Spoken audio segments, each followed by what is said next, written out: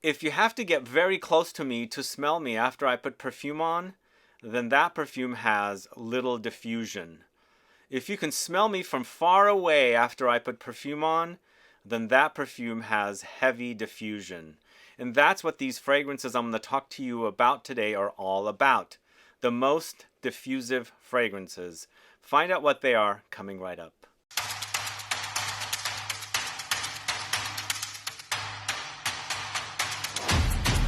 Yes, that's what we're talking about today. The most diffusive fragrances. Do you like it when your fragrances can reach far, when people can smell you from far away? Let me know, put a comment down below. Or do you prefer skin scents? Fragrances that people have to get really close to you to smell you. Do let me know. Put a comment down below. I've got 25 fragrances here. We're going to talk about these fragrances really quickly, but before I do, I just wanted to give you a little heads up that we have a few more ScentClub Kit number 10s available. We are running out very, very soon. If you haven't gotten your kit yet, please do get it. We've got 3 great fragrances in here. I have a fragrance called Vanille Supermassive. Amazing fragrance with vanilla and molecular notes and woody notes. Leans masculine to me. We also have Piano Santal, Sandalwood, creamy sandalwood with a milk note. Very cozy, really wonderful offering. And then finally, the 3rd fragrance in the kit is Janny. Uber intense, gourmand with apples, nutty notes, fruits, and dough and things like that. It's a great collection of fragrances. Again, we're running out very soon. Get yours before we run out, because once we run out, we're not going to have the kit anymore.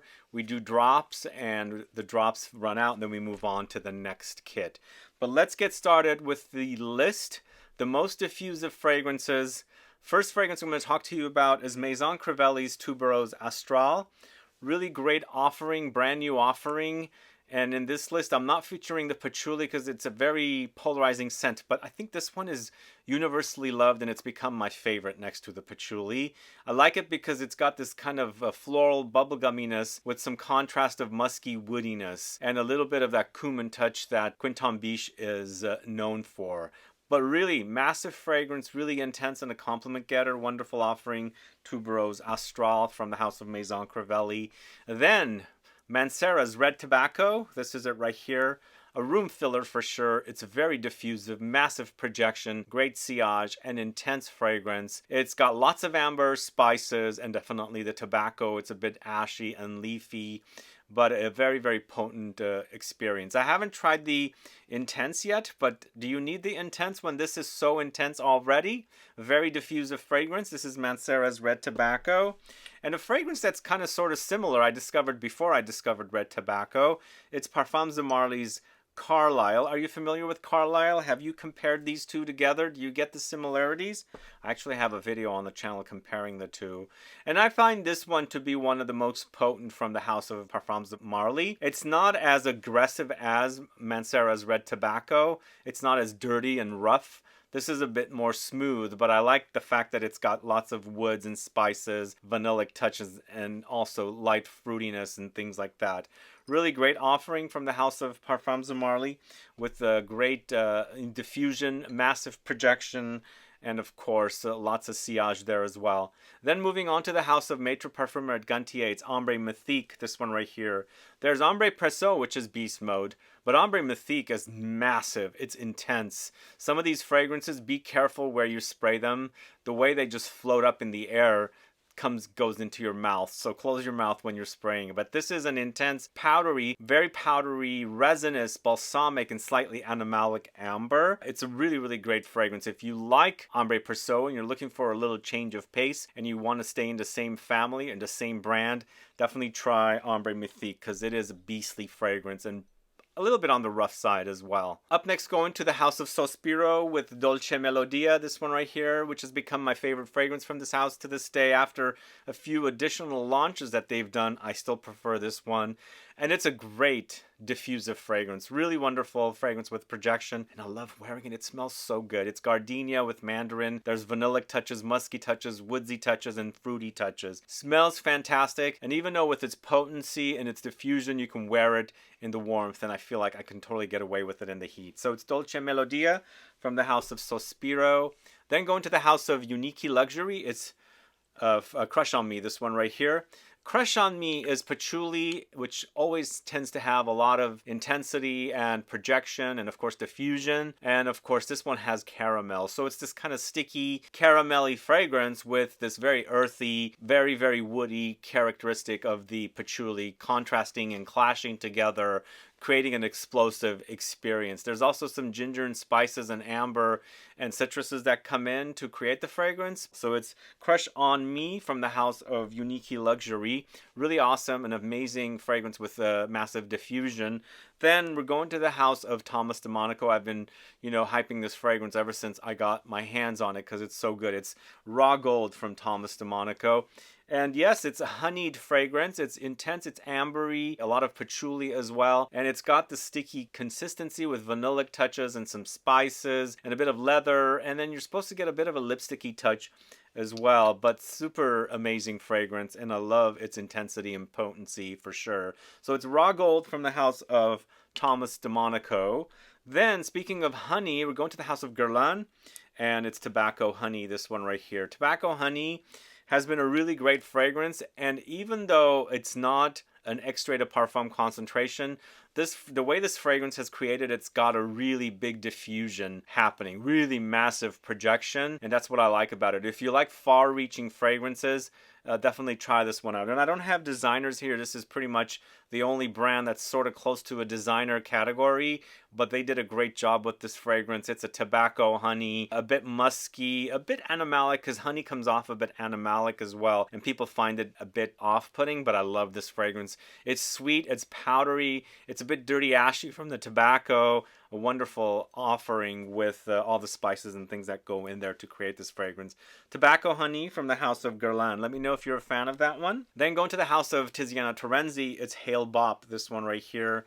This has become my favorite fragrance from Terenzi. It's actually a really beefy take on something like Le Lion from Chanel, but not as rough as that. This one tends to go a bit more amber gourmand, but not really reaching the full-on gourmand, but it doesn't have that kind of roughness that a lot of people think Le Lion has. But it's a really great resinous ambery fragrance with loads of labdanum and ambery touches and vanillic touches with some slight citruses coming in there as well. It will remind you of Le Lion, but this is an extrait de parfum, and also that is a bit more animalic, and this is, like I said, not a lot of animalics go in here. But smells fantastic. It's Hail Bop from the house of Terenzi, Tiziana Terenzi. Then going to the house of Amouage, it's Jubilation 40. And it is still my favorite exceptional extrait fragrance from Amouage. I really love the way this smells. For now, this followed by Guidance 46. And then maybe Interlude 53 are in that order. But what I like about this one, it's a really beefy, resinous take on the original. And I hear your complaints about the original. It's gotten major weak. And for sure it has. But if you like the idea of the original and you want that intensity, this is definitely one you should try.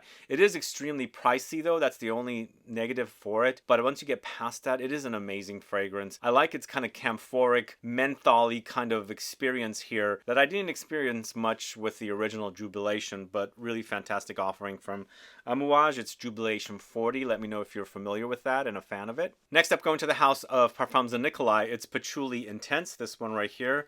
And this one is pretty potent, so potent, probably the most potent from this house, even next to New York Intense. What I like about this one is a totally different take on patchouli. If you like patchouli, but a patchouli that's extremely aromatic, very, very aromatic against the woodiness of the patchouli, the earthiness, then you got to try this one. This is lots of patchouli with cinnamon, geranium, and lavender, and there's some sandalwood, amber, and vanilla coming in. But it's not necessarily very sweet. It's a nice fusion of the intense, kind of green-leaning patchouli with the aromatics. Lots of lavender and geranium in here. So it's Patchouli Intense from the house of Parfums de Nicolai.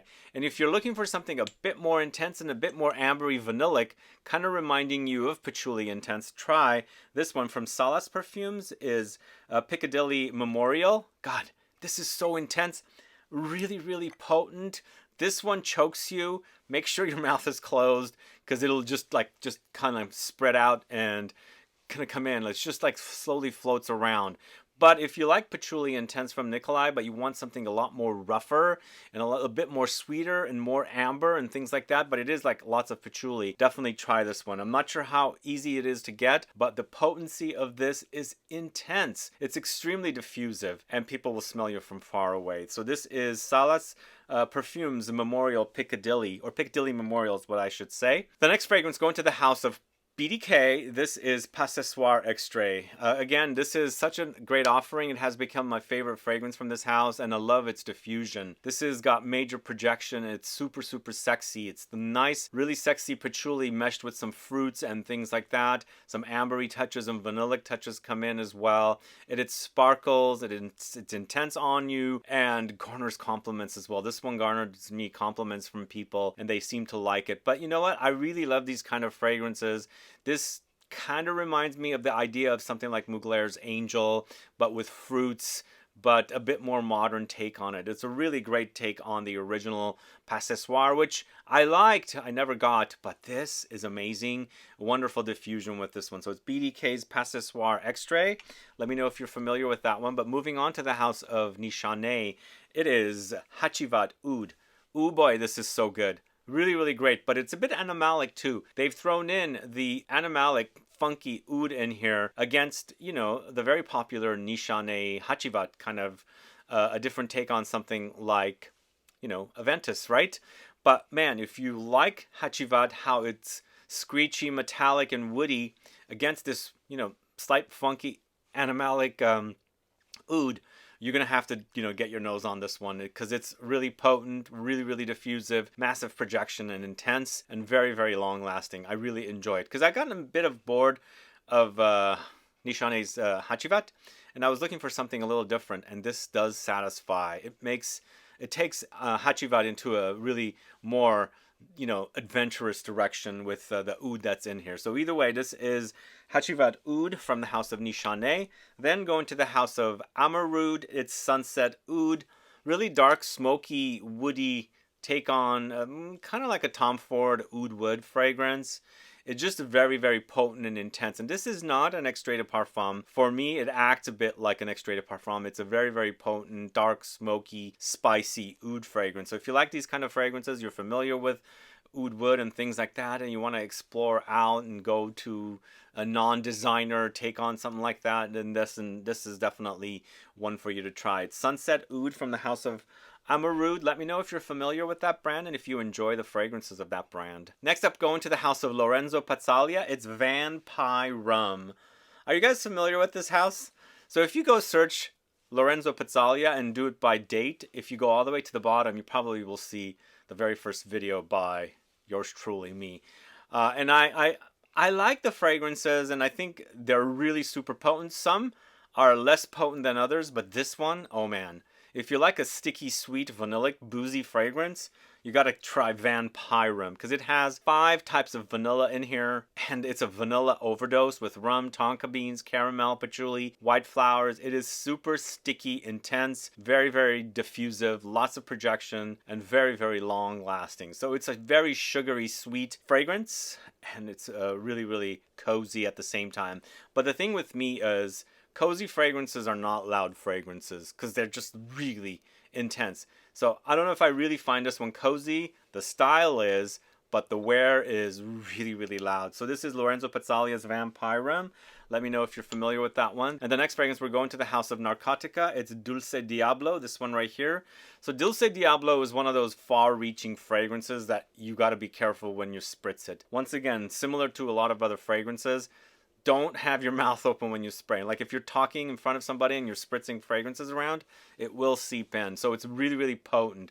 This is a very unique take on a fruity, chocolatey, boozy gourmand. Long lasting, but the thing is, it's more far reaching than thick. So the wear is not necessarily intensely thick. It just has really, really great diffusion and projection. So this is the kind of fragrance you're going to want to, you know, put on if you want people to smell your fragrances. And if you like gourmands and boozy fragrances with fruitiness, definitely try Dulce Diablo from the house of Narcotica. Then this fragrance is a staple. I've always featured it in you know, videos that, you know, speak about projection and longevity and you know, sillage and things like that. In this case, diffusion, same thing as projection. This is Portrait of a Lady from the House of Frederick Malle. Yes, it has gotten reformulated from Estee Lauder, but to me, I still experience a very big fragrance. The experience is very diffusive. This is the kind of fragrance you would wear when you want someone to smell you, and it's that kind of fragrance that people will smell you. People will ask what you're wearing. It's a really, really great take on patchouli, incense, rose, spices, and a little bit of fruitiness and some amber in the dry down. Really wonderful offering. Portrait of a Lady from the House of Frederick Malle.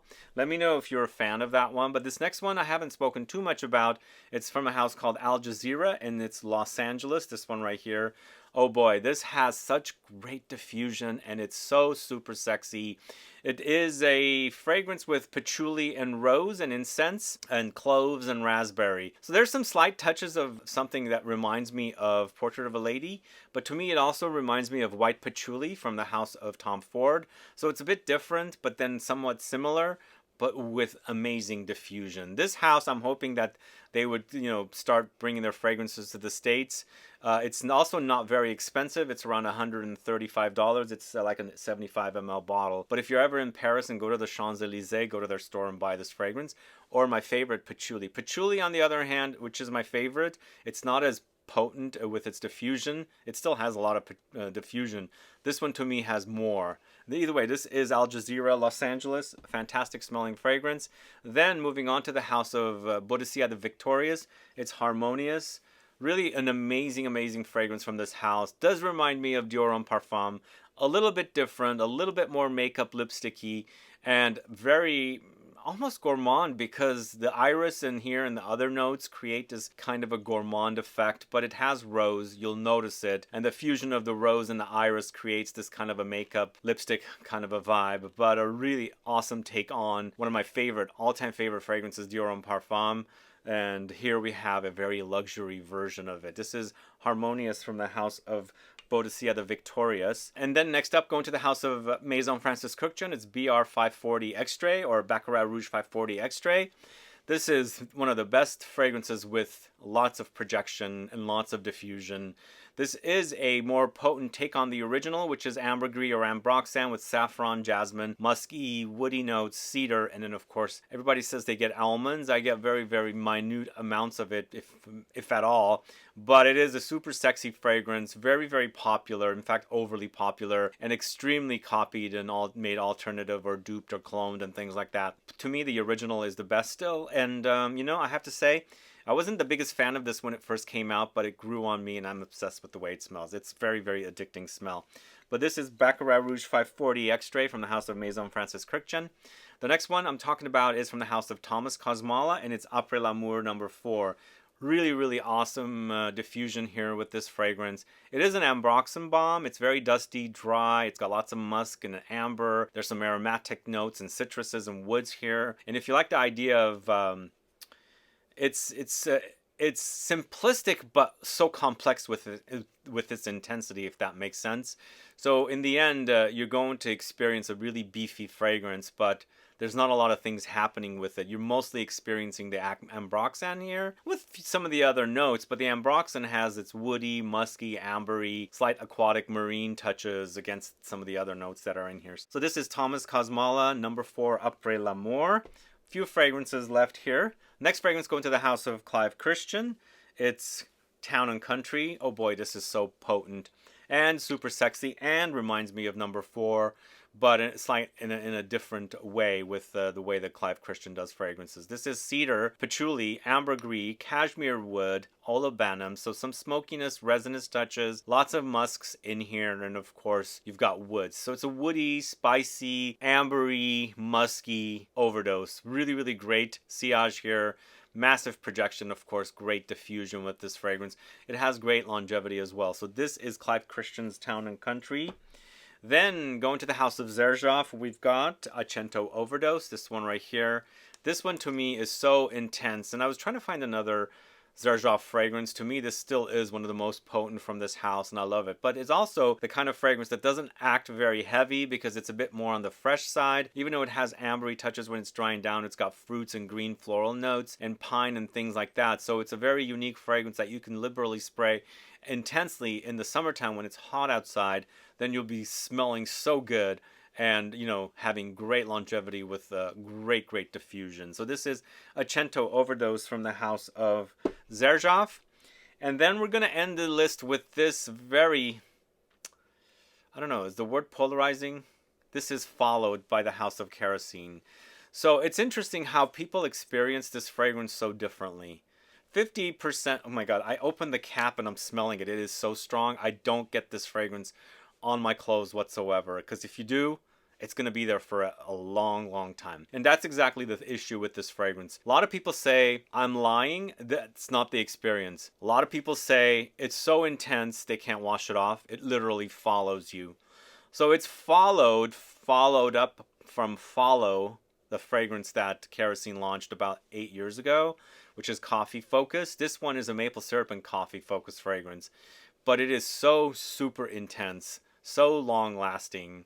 This is the kind of fragrance also is that when you spray it in air, it stays there. If you're speaking around that spray, you're going to get it in your mouth. It does land on your clothes. It'll stay there forever. So diffusive.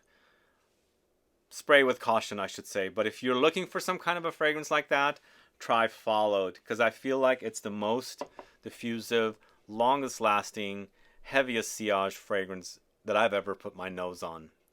Anyway, that's all I have for you guys. What do you guys think of these fragrances? Have you experienced what I'm experiencing with them? Do let me know. Put a comment down below. And if there are other fragrances out there that you find to have intense diffusion, very long lasting, with sillage and projection, do let me know. Put a comment down below so I can find out. But either way, guys, thanks so much for watching today's video. If you have any questions or comments, please list below. Please like this video. Please share it. Follow me on Instagram and Facebook, and I'll be back with more videos very soon. Have a good one. Goodbye.